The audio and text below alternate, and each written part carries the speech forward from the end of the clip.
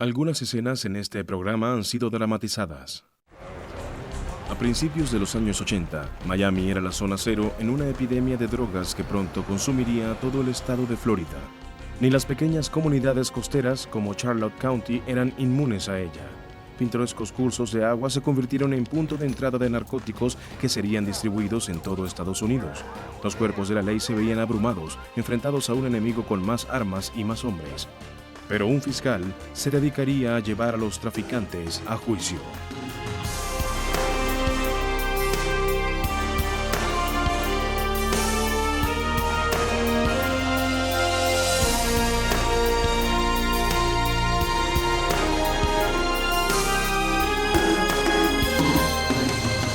Los fiscales, en busca de la justicia. ¿Qué tenemos aquí? ¿No te he visto antes? ¿Has visto esto? El fiscal Eugene Berry se dedicó a detener el flujo de drogas. Su amigo y supervisor era el fiscal del distrito Donald Pelequia.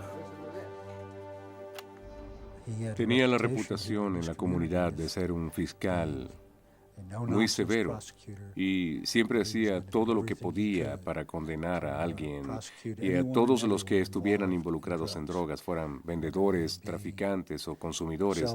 No tenía más ambición que ser un buen fiscal.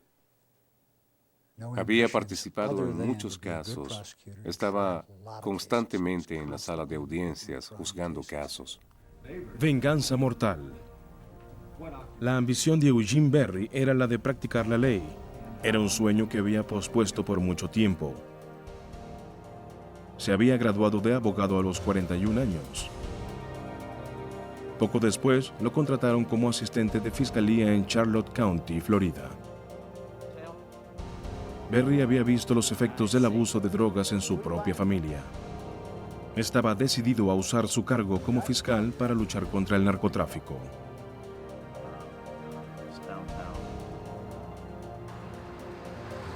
Entre 1977 y 1981 logró condenas en el 90% de los casos de delitos graves. Los traficantes se dieron cuenta, le temían a Eugene Berry y esperaban nunca tener que encontrarse con él en la corte.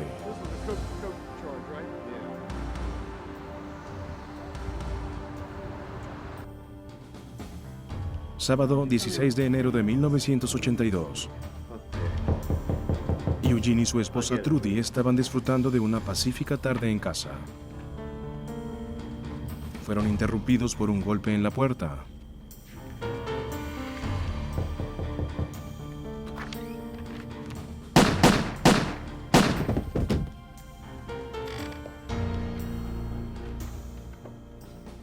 Los disparos fueron muy sonoros, eso lo recuerdo.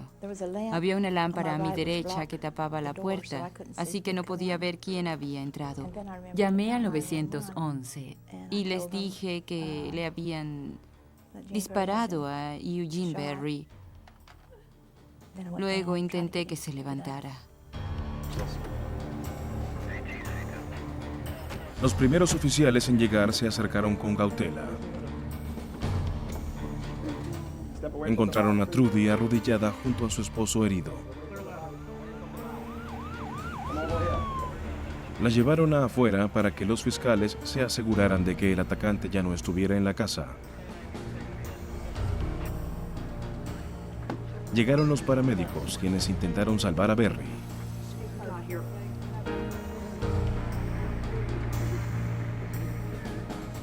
Vi que los paramédicos entraron con su maletín. Y pensé, iré con él al hospital. Cuando salgan llevándose a Eugene, me voy con ellos.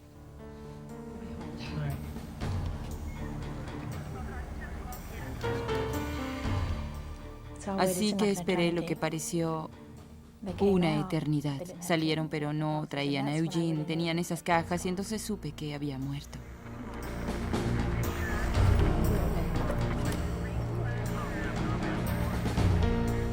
Al fiscal de distrito Joe D'Alessandro se le informó que le habían disparado a uno de sus fiscales. Acudió rápidamente al lugar con su jefe de investigadores, Ralph Cunningham.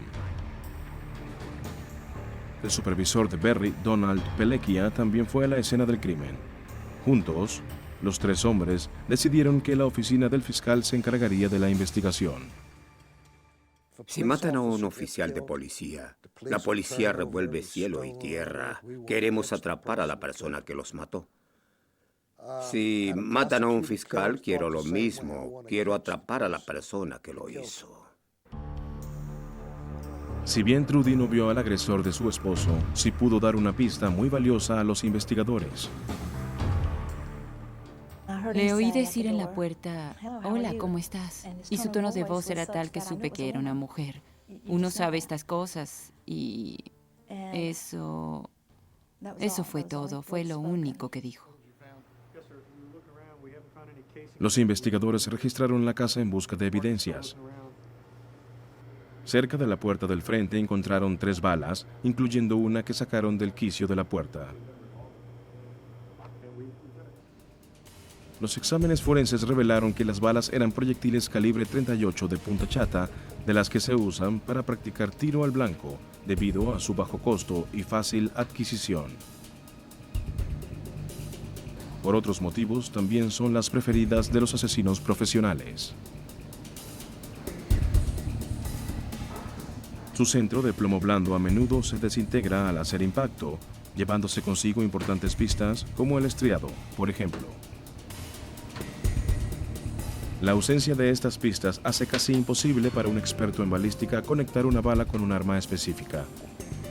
Y también priva a un fiscal de una evidencia valiosa que presentar al jurado.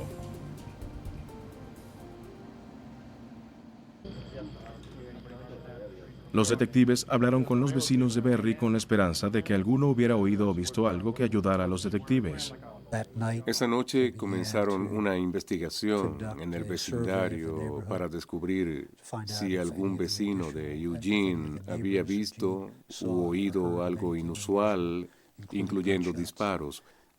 Tuvimos la suerte de localizar testigos que podían colaborar y nos ayudaron a determinar la hora. Un dentista local pasaba casualmente con su auto por el área una hora antes del asesinato. Posteriormente le dijo a la policía que había visto a una mujer haciendo jogging cerca de la casa de Berry. La describió como una mujer blanca de entre 23 y 27 años, de mediana estatura y complexión, con cabello largo y oscuro. Usaba una ropa de gimnasia azul. Se le suministró a la prensa una descripción de la corredora. Las autoridades confiaban en que la publicidad ayudaría a localizarla para someterla a un interrogatorio. Cuando la prensa preguntó por un motivo del crimen, los detectives no quisieron hacer conjeturas públicas. Que reporten si han visto algo sospechoso. Espero que alguien en el vecindario haya visto algo. Sin embargo, en privado pensaban que era alguien involucrado en el tráfico de drogas, donde Berry había hecho incontables enemigos. La lista de sospechosos incluía a todos aquellos que Berry había acusado o estaba a punto de enfrentar en la corte. El jefe de investigadores Ralph Cunningham lideró los esfuerzos para identificar al asesino de Berry. Como fiscal, tenía como enemigos a todo el que hubiera ayudado a condenar, a todo el que estuviera involucrado en un caso que pudiera odiarlo. Había mucho potencial de acusados en todas esas organizaciones criminales. Eso lo hacía todo más difícil. Como dije, se tardó mucho en procesar los datos, ya que normalmente no se tienen tantos sospechosos en un homicidio. Con poca evidencia y casi cada criminal en el bajo mundo de las drogas del sudoeste de Florida convertido en sospechoso, buscar a un asesino era una tarea intimidante.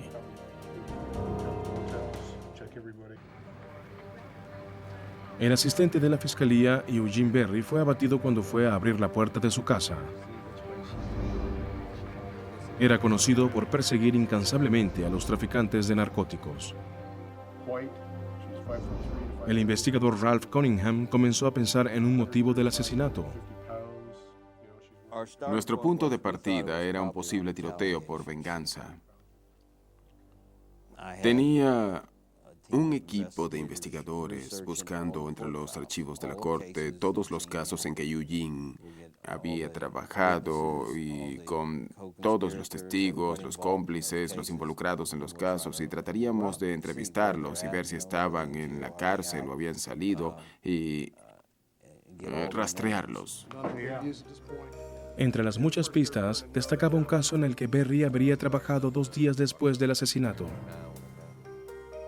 Incluía a un traficante menor de cocaína llamado Stephen Taylor. Cuando los detectives intentaron interrogar a Taylor, se enteraron de que había estado involucrado en un accidente automovilístico. Actualmente estaba hospitalizado en Lexington, Kentucky. La oficina del fiscal del estado de Florida le pidió a la policía de Lexington que visitara a Taylor en el hospital de la Universidad de Kentucky. ¡Pase! Cuando llegaron, descubrieron a 2 mujeres visitando a Taylor y se les solicitó que se fueran. Le preguntaron a Taylor dónde había estado la noche del asesinato de Eugene Berry. El 12 de diciembre. Dijo que había estado en una cantina local donde muchas personas lo habían visto. Más tarde se produjo su accidente de auto. Parecía una buena coartada. La policía de Lexington reportó sus hallazgos a los detectives de Florida. Ralph Cunningham y su equipo anotaron la información y continuaron estudiando los casos de Berry.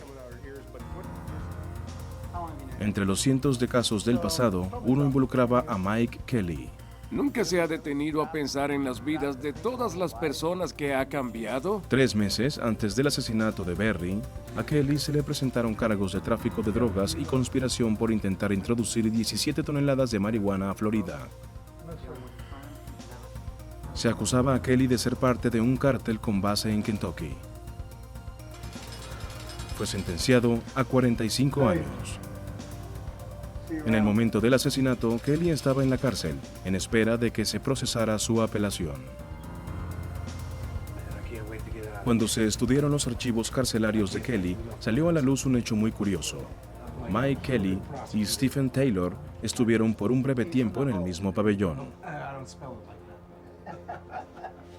Futuras investigaciones revelaron que Taylor había salido de la cárcel gracias a una fianza de $12,000 pagada por la esposa de Mike Kelly.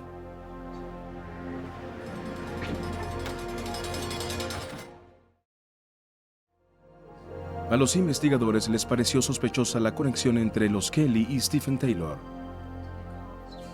Solicitaron a las autoridades de Lexington que interrogaran a la esposa de Mike Kelly, Bonnie.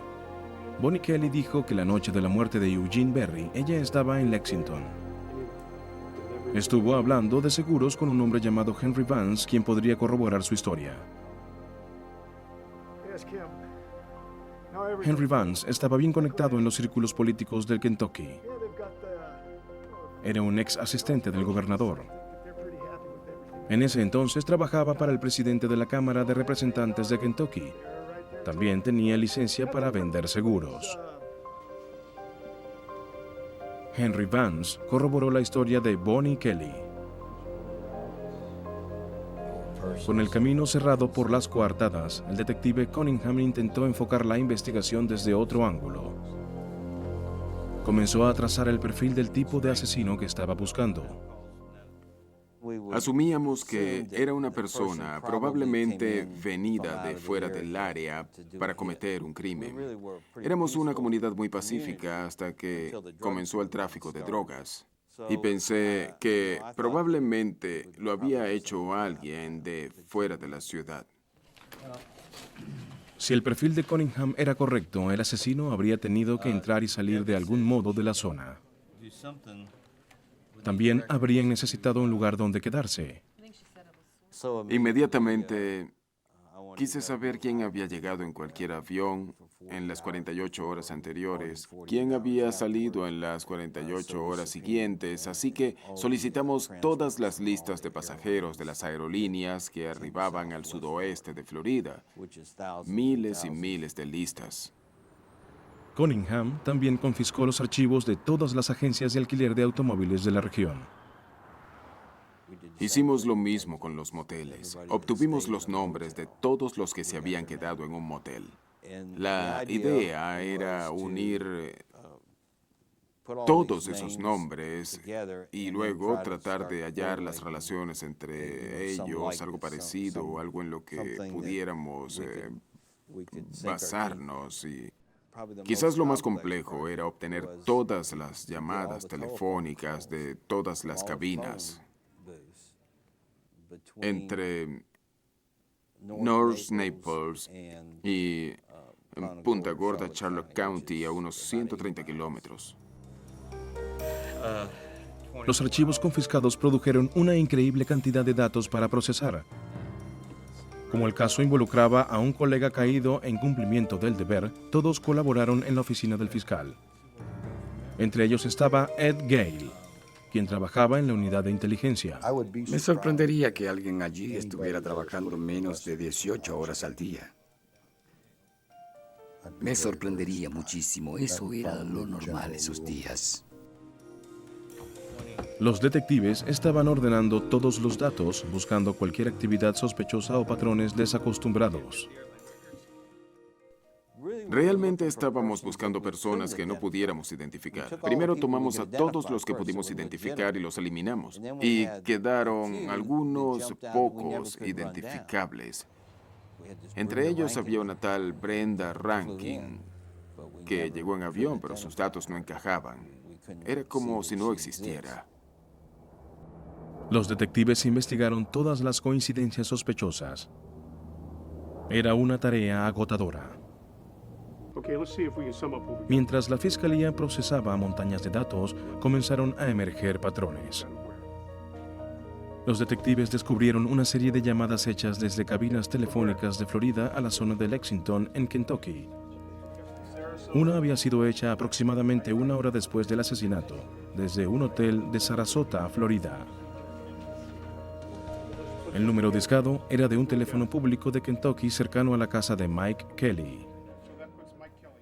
Cuando identificamos algunas de esas llamadas, todas nos conducían al grupo de Kelly. Estaba bastante seguro en ese momento, apenas comenzando el caso, de que ellos estaban involucrados. Ahora los detectives tenían en qué basar su investigación. El análisis posterior de los archivos telefónicos despertó sospechas sobre la relación entre los Kelly y Stephen Taylor. Cuando comenzamos a recoger y compilar esos archivos, nos encontramos con llamadas a la casa del señor Kelly y llamadas de la casa del señor Taylor a Kentucky. Luego pudimos correlacionar al señor Taylor con esas llamadas. El detective Cunningham fue al hotel de Sarasota. A los empleados del hotel se les mostró fotos de personas relacionadas con Mike Kelly. Una empleada reconoció a alguien en las fotos. Era una foto de Bonnie Kelly, la esposa de Mike Kelly. La empleada dijo que la mujer de la foto se había hospedado como Brenda Rankin, un nombre que también había aparecido en las listas de pasajeros de las aerolíneas, pero no había sido tomado en cuenta. Los investigadores tenían la teoría de que Brenda Rankin era el alias de Bonnie Kelly. La empleada también le dijo a los detectives que un hombre de color llamado Joe Rankin se había hospedado junto con la mujer.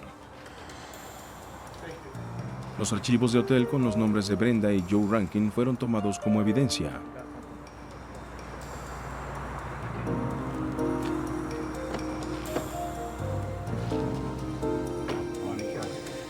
Bonnie Kelly era ahora la principal sospechosa. Los detectives comenzaron a rastrear sus movimientos por toda Florida. La vigilancia policial reveló que viajaba con su presunto cómplice Stephen Taylor y frecuentemente usaba teléfonos públicos. Cada vez que veíamos a Bonnie cuando la estábamos vigilando, tenía una bolsa de dinero para usar en las cabinas. Y sin que ella lo supiera, rastreábamos cada llamada.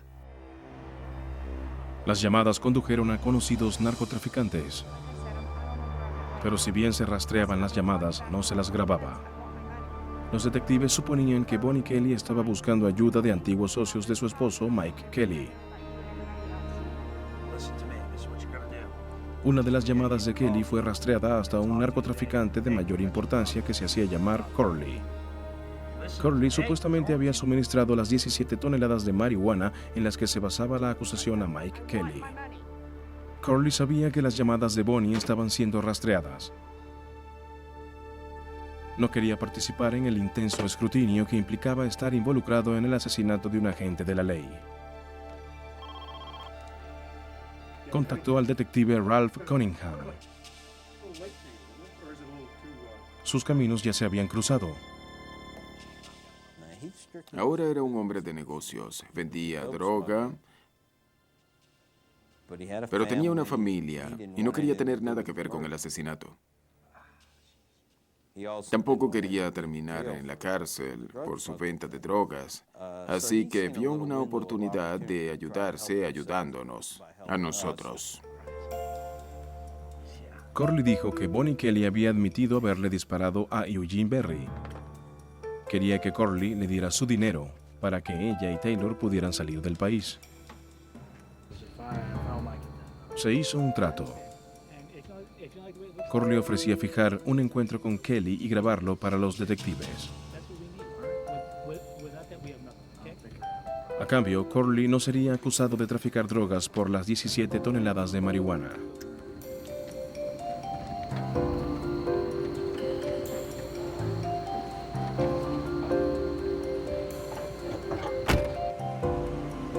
Se fijaron varios encuentros, pero Kelly siempre se excusaba a último momento. Creo que temía que la asesinaran. Quería el dinero, pero sabía que estaba coqueteando con el peligro. Todos los que han intentado quitarle dinero a un narcotraficante no han terminado muy bien. La información que Corley brindó sobre Bonnie Kelly era la primera evidencia que la implicaba directamente en el asesinato de Eugene Berry. A cambio de su cooperación, no se le presentarían cargos por drogas. Le dimos inmunidad por el delito de estupefacientes. Le dijimos que le estábamos dando una oportunidad única en la vida de salir bien librado, pero si volvíamos a vernos en Sudamérica, podía esperar que le disparara y yo debía esperar lo mismo de él, así que lo dejamos en esos términos. Al dentista local que había visto a la corredora la noche del asesinato se le mostraron fotos de varias mujeres, incluyendo una de Bonnie Kelly. El dentista no podía asegurar que la corredora era Bonnie Kelly, pero sí dijo que su cara era la que más se parecía a la persona que vio. La exhaustiva investigación del asesinato de Eugene Berry produjo dos sospechosos principales, pero ambos tenían coartadas. La vigilancia reveló que Taylor y Bonnie Kelly tenían una relación romántica. Los investigadores de campo esperaban que uno de ellos se descuidara o cometiera otro crimen. Mientras tanto, otros investigadores compilaron más evidencia circunstancial contra los dos posibles asesinos. Esperaban poder arrestarlos antes de que consiguieran suficiente dinero para huir del país. Tomas de archivo. El fiscal de Florida, Eugene Berry, había sido asesinado al ir a abrir la puerta de su casa. Bonnie Kelly y Stephen Taylor eran los principales sospechosos del asesinato. Sabían que las autoridades los estaban vigilando. Esperaban reunir suficiente dinero para escapar al extranjero. Los detectives necesitaban más evidencia para arrestarlos. Comenzaron pidiéndole a la policía de Lexington, Kentucky, que interrogara al hombre que le había proporcionado la coartada a Kelly, el hombre de negocios Henry Vance. Dijo que se había encontrado con ella aproximadamente a las 6:40 p.m. en la noche del incidente. Sabiendo lo que sabíamos de Bonnie en ese momento, nos preguntamos si estaría diciendo la verdad. Bonnie finalmente dejó Florida y regresó a Kentucky. Los detectives continuaron vigilando a Taylor.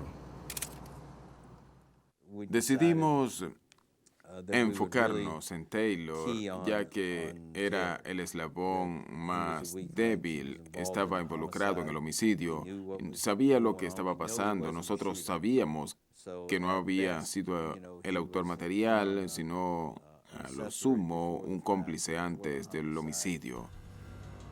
De pronto, un golpe de suerte. Vieron a Taylor con un arma oculta.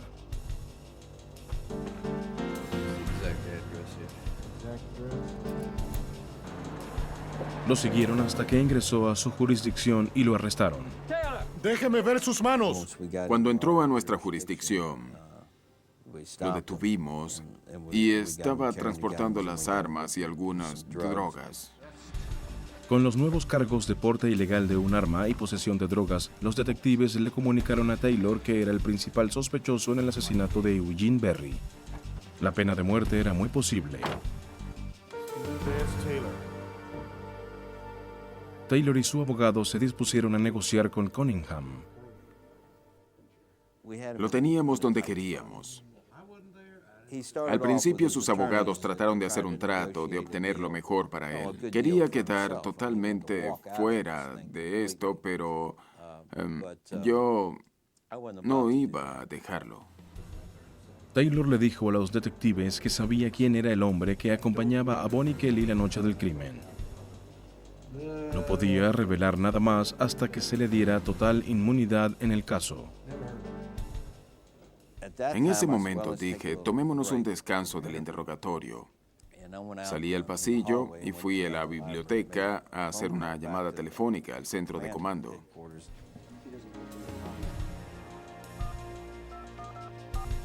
Cunningham habló con el detective Ed Gale, que se había fijado en un sospechoso que los investigadores no habían podido localizar para interrogar. Su nombre era Richard Hollimon. Al comienzo, Hollimon figuraba como una de las personas que pasaba mucho tiempo con Mike Kelly y Stephen Taylor en la cárcel. Ed Gale le dijo a Cunningham que recientemente había encontrado más evidencia que señalaba a Hollimon como cómplice. Aunque casi nadie lo sabe, la seguridad del aeropuerto registra el estacionamiento y graba los números de matrícula de todos los autos una vez por día, aproximadamente a las 11 o 12 de la noche, para ver qué vehículos hay allí, si hay autos robados, etc. Cuando encontramos estas cintas, vimos un auto que estaba por casualidad a nombre de Richard Hollimon y surgió su nombre como presente en el aeropuerto a la misma hora en que Brenda Rankin había llegado en avión. Queríamos hablar con Hollimon, pero no lo encontramos en ninguna parte. Cunningham sospechaba que Richard Hollimon estaba involucrado en el tiroteo, pero necesitaba evidencia para confirmarlo. Y no quería que Stephen Taylor saliera libre. Volví y comencé el interrogatorio. Dije, te di una oportunidad de cooperar para que no tuvieras que cumplir una condena tan larga. No quisiste aceptarlo. Lo único que haces es mentir. Su abogado dijo, oh no, dice la verdad. Dije, mire, ya tomamos una declaración jurada a Hollimon. Sabemos quién es el cómplice y vamos a acusarte de asesinato en primer grado como cargo principal. Se produjo un largo silencio y supe que aceptarían. La táctica de Cunningham funcionó y Taylor aceptó cooperar a cambio de que se le permitiera declararse culpable de asesinato en segundo grado, un delito que no estaba castigado con la pena de muerte. Taylor explicó que el objetivo inicial de Kelly era una mujer que trabajaba como informante de la policía. La oficina del sheriff la había usado, haciéndole llevar micrófonos ocultos en una compra de droga fingida. Taylor estaba involucrado en uno de los casos en que trabajaba Eugene Berry, uno de los que estaban en nuestro sistema en ese momento. Sin la informante, no teníamos caso. Pero ella estaba protegida por los detectives y hospedada en un lugar secreto. Así que Kelly decidió pasar a su objetivo secundario, Eugene Berry. Taylor reveló que el accidente automovilístico que había sufrido la noche en que murió Eugene Berry era arreglado.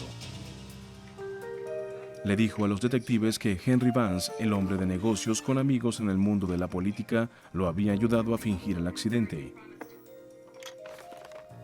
Taylor también dijo que Vance no se había limitado a facilitarle una coartada a Bonnie Kelly. También le había proporcionado el arma asesina. Vance supuestamente le recomendó a Kelly usar balas de punta chata, que eran más difíciles de conectar con un arma en particular. También se decía que al arma le habían limado sus números de serie para que no fuera rastreada. Además, le dijo a Kelly que apuntara a la cabeza y el pecho y que se asegurara de que Berry estuviera muerto antes de irse.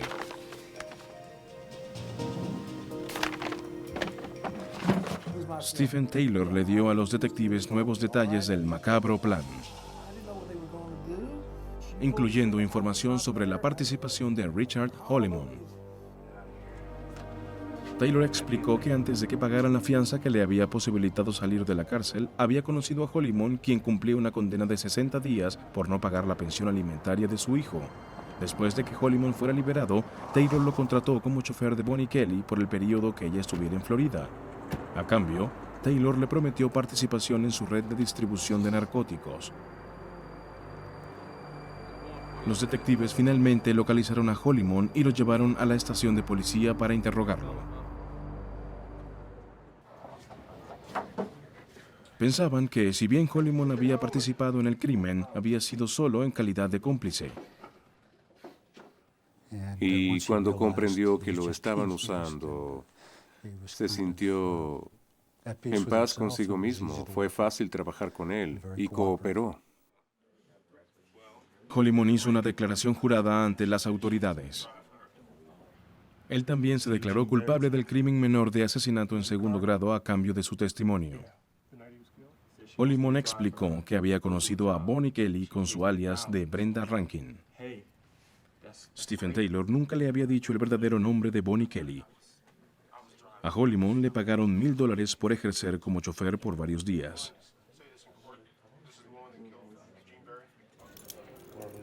El detective Cunningham voló a Kentucky y arrestó a Bonnie Kelly. Los fiscales confiaban en haber encontrado al asesino.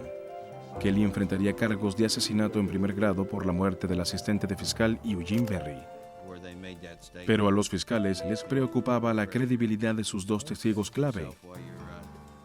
Dos criminales que darían testimonio para salvarse de la pena de muerte. Tomas de archivo. El juicio de Bonnie Kelly comenzó el 29 de abril de 1983, un año y 3 meses después del asesinato de Eugene Berry. Uno de los fiscales era el supervisor de Eugene Berry, el fiscal del distrito Donald Pelekia. Nunca había tenido tanta presión como fiscal en un caso. Recuerdo que pocos días antes del juicio, Ralph vino y me dijo, no pierdas este caso. Por favor, no lo pierdas. Yo de ninguna manera entraría a la sala con esa presión sobre mí, sabiendo que todos contaban con que obtuviéramos una condena con la evidencia que teníamos. Eso era mucha presión, porque él era un amigo, porque era alguien con el que trabajaba y porque era un fiscal. En el caso trabajarían los fiscales Pelekia y el fiscal de distrito Joe D'Alessandro. La fiscalía presentó una larga serie de testigos que trabajaban para compañías telefónicas del área. Los testigos detallaron llamadas hechas aproximadamente a la misma hora en que habían asesinado a Eugene Berry desde teléfonos públicos de Florida a teléfonos públicos de Kentucky. Testigos de aerolíneas presentaron listas de pasajeros que implicaban a Bonnie Kelly. Y el dentista que vio a la corredora la noche del crimen también dio testimonio. Recuerdo que pasé junto a una corredora y me llamó la atención de que era muy tarde y ella usaba lentes de sol. Pero la defensa le preguntó cómo podía estar tan seguro de lo que vio en la oscuridad la noche en que murió Eugene Berry. Diría que es justo, Dr. White. La fiscalía había presentado su evidencia circunstancial al jurado. Les preocupaba que la defensa hubiera hecho mella en el testimonio del dentista. ¿Pudo haber sido otra persona? Es posible. Correcto. Luego la fiscalía comenzaría a llamar al estrado a los presuntos cómplices de Kelly. El primero era Stephen Taylor. Los fiscales estaban preocupados por Taylor. Temían que su testimonio no concordara con las historias que había contado en las entrevistas. Nunca me sentí cómodo con nada de lo que Taylor diría hasta que lo dijo. Asumí que oiría el testimonio que había oído antes, pero me preocupé apenas lo vi en el estrado. Pero sí dijo lo que nos había prometido que diría antes del juicio. Taylor afirmó que Kelly había hablado de matar a Eugene Berry. ¿La razón? Ella no quería que Taylor fuera a la cárcel gracias al mismo fiscal que había hecho encerrar a su marido por 45 años. Lo sé. Sé por qué dijo que quería matar a Eugene Berry, porque lo odiaba. Lo odiaba. Abogado. Su señoría. La defensa inmediatamente atacó la credibilidad de Taylor. Se le recordó al jurado que Taylor estaba dando testimonio a cambio de una reducción de condena. ¿Entiende usted la diferencia entre asesinato en primero y en segundo grado? Sí, señor. El primer grado implica sentencia de muerte. Sí, señor. El segundo no es castigado con la pena de muerte. Sí, señor. Y era usted, señor Taylor, quien se beneficiaba. La defensa señaló que él, no Bonnie Kelly, se beneficiaba con la muerte de Eugene Berry. Era usted, señor Taylor, el más beneficiado, si puede decirse así, con la muerte de Eugene Berry. ¿Beneficiado?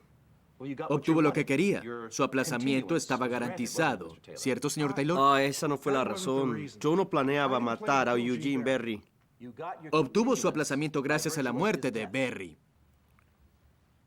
Claro Y que fue fue usted, así. y nadie más, señor Taylor, excepto usted, quien se benefició de esa muerte, ¿no es cierto? No sé por qué lo mataron. No más preguntas. Muy bien.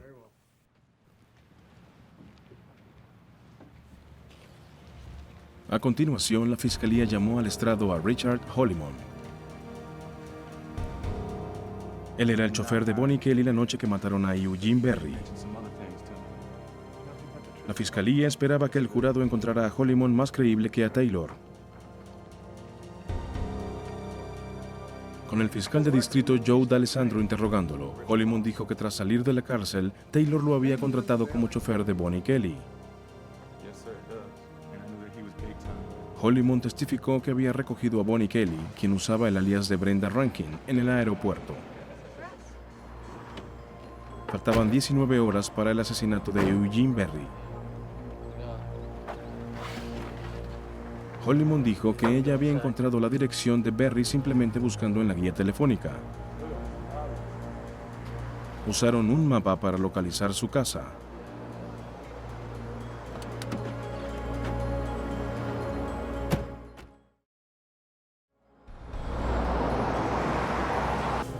Al caer la noche, Kelly se puso ropa de gimnasia azul y una peluca oscura. Comenzó a correr cerca de la casa para explorar el terreno.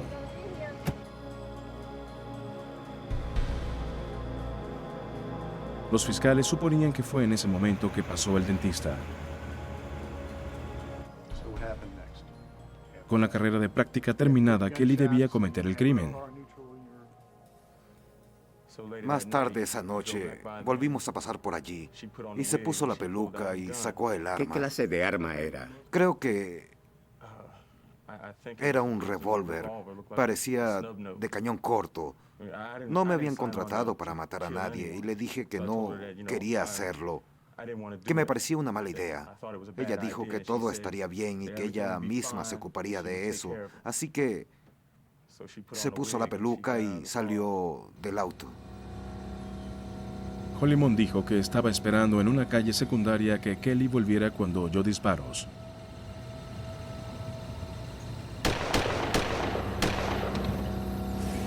Se estaba alejando cuando vio a Kelly en la luz de los faros.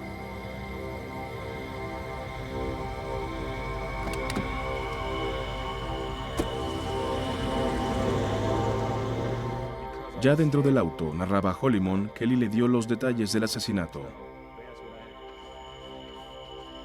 Ella había tocado a la puerta.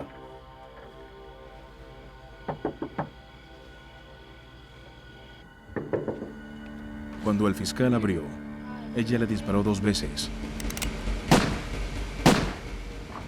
Mientras él intentaba volver a la casa, ella entró y disparó el arma 2 veces más.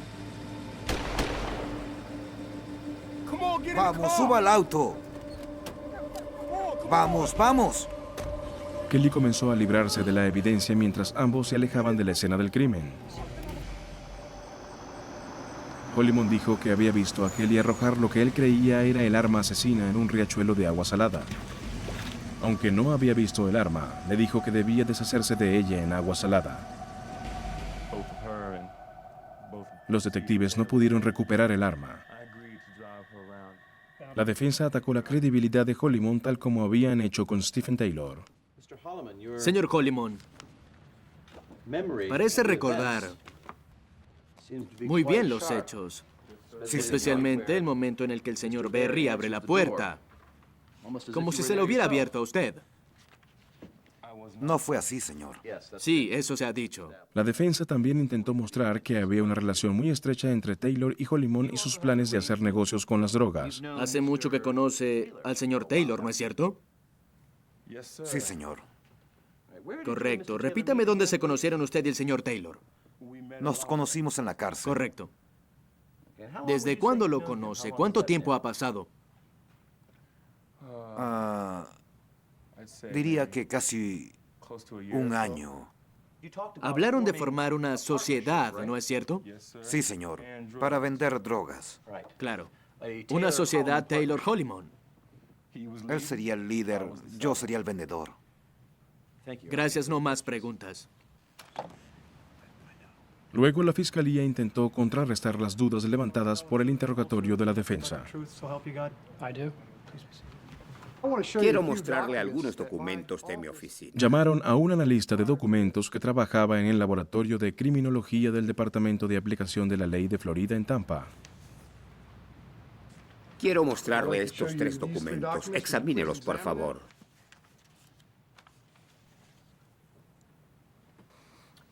¿Qué son estos 3 documentos? Son 3 artículos que me enviaron y he revisado. Analizó muestras de escritura de Bonnie Kelly y el registro de hotel que ella supuestamente había llenado con el nombre de Brenda Rankin. El analista testificó que la dirección de la tarjeta de registro concordaba con la muestra de escritura de Bonnie Kelly. Pero las esperanzas de la fiscalía de que esto se constituyera en una prueba concluyente se desvanecieron. El analista tuvo que admitir que no estaba seguro de que la firma en el registro del hotel encajaba con su escritura. Todo se resumía a este punto. Todo lo demás era genial, pero este era el pilar. Con esto ganábamos o perdíamos si había conflicto en ese testimonio. La incapacidad del experto para dictaminar de forma concluyente que toda la muestra había sido escrita por Bonnie Kelly pudo haber despertado algunas dudas en el jurado. Después de presentar testigos durante 2 semanas y media, la fiscalía descansó. La defensa descansó al mismo tiempo, al no presentar su propio caso. En el alegato final de la defensa atacaron a los 2 pilares de la acusación: los testimonios de Taylor y Hollimon. Al jurado se le recordó la cuestionable credibilidad del dúo Taylor-Hollimon. Esta será la decisión más importante que tendrán que tomar en su vida, de eso estoy seguro. Tomarían una decisión, una importante decisión, basada en algo que hayan dicho el señor Taylor o el señor Hollimon. Les sugiero, respetuosamente, damas y caballeros, que no lo hagan. ¿Y cómo pueden tomar una decisión, en este caso, basándose en el testimonio de la sociedad Hollimon Taylor? La fiscalía debía comenzar sus comentarios de cierre al día siguiente. Con sus testigos clave bajo ataque y con dudas despertadas por el mismo grafólogo de la fiscalía, Joe D'Alessandro necesitaba un descanso para perfeccionar su caso contra Bonnie Kelly. Tomas de archivo. A Bonnie Kelly se le estaba juzgando por el asesinato del fiscal Eugene Berry. A la fiscalía le preocupaba este caso debido a los agresivos interrogatorios que la defensa hacía de los testigos. Ahora estaba en entredicho la credibilidad de los testigos. La noche antes a la presentación de comentarios de cierre de la fiscalía encontraron una nueva evidencia. Eran las 2 o 3 de la madrugada. Estábamos revisando una vez más un punto clave. Y Ed dijo, un momento, creo que he visto esa dirección. Revuelve en su caja como una computadora humana y saca esta cosa. Era la dirección de uno de los parientes de Bonnie Kelly. Era la misma dirección escrita en el registro del hotel. Lo que hizo esa dirección fue encaminarnos hacia un familiar de Bonnie. Y eso confirmaba que había mentido realmente en ese momento. En sus comentarios de cierre, la fiscalía explicó al jurado que cuando una persona miente, suele incluir experiencias o conocimientos reales en su mentira. El que la dirección del registro del hotel fuera la de un pariente de Bonnie Kelly ayudó a confirmar el alegato de que ella estaba en el hotel poco después del asesinato de Eugene Berry.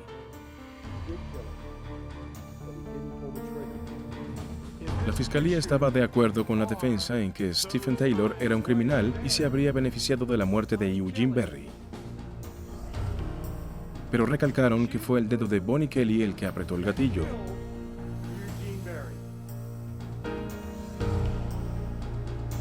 El jurado deliberó durante 7 horas antes de encontrar a Bonnie Kelly culpable de asesinato en primer grado. Recomendaron una sentencia de cadena perpetua sin derecho a libertad condicional por 25 años. En una audiencia separada, Stephen Taylor y Richard Hollimon recibieron sus condenas. El juez pensaba que Taylor era más culpable que Bonnie Kelly del asesinato y lo sentenció a 99 años en prisión.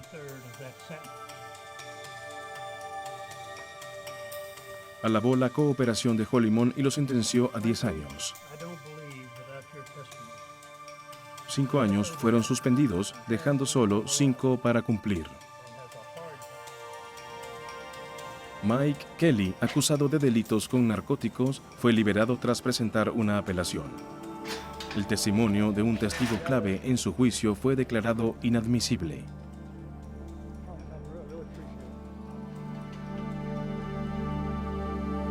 El último cabo suelto en la conspiración para matar al fiscal Eugene Berry era Henry Vance. Él, supuestamente, había suministrado el arma asesina y ayudado a proveer coartadas para los asesinos convictos Bonnie Kelly y Stephen Taylor. A los detectives les tomó 5 años, poco antes de que terminara el plazo establecido por la ley, para lograr que se acusara a Vance de delitos federales relacionados con armas. Henry Vance fue condenado a una sentencia de 15 años, la pena máxima por ese delito. Si bien el caso estaba resuelto, Charlotte County y el estado de Florida aún lloran la pérdida de su dedicado fiscal. El estado de Florida creó el premio Eugene Berry, concedido al fiscal más destacado no solo por su capacidad, sino que también trabaje a favor de la comunidad. La tragedia de Eugene Berry nos recuerda que si bien los oficiales de policía arriesgan constantemente sus vidas, los fiscales también enfrentan amenazas. Y a veces pagan con sus vidas la lucha por la justicia.